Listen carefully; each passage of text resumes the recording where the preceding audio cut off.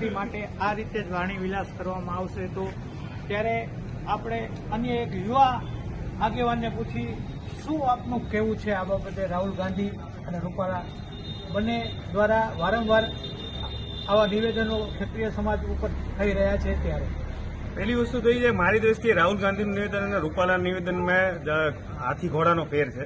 રાહુલ ગાંધીનું નિવેદન જો તમે શાંતિથી સાંભળ્યું હોય તો એની અંદર એણે એક જમાનામાં જમીન અધિગ્રહણને લગતા મુદ્દાને પરિપ્રેક્ષીમાં રાખી અને શાસન તંત્રની આલોચના કરી છે.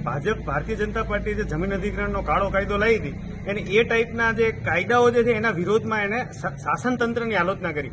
શાસન તંત્રની આલોચના કરવી એ એક વ્યક્તિગત અભિવ્યક્તિનો અધિકાર છે અને વર્ષોથી રાજાશાહીની અંદર પણ રાજા રજવાડાના શાસન તંત્રની આલોચના થતી જ હતી અને આલોચના તો થતી હતી પણ સામે બારોટા પણ ખેલાતા. જોગીદાસ ખુમાણ એનું સૌથી મોટું ઉદાહરણ છે કે રાજા રજવાડાના કોઈ પણ જે શાસન તંત્ર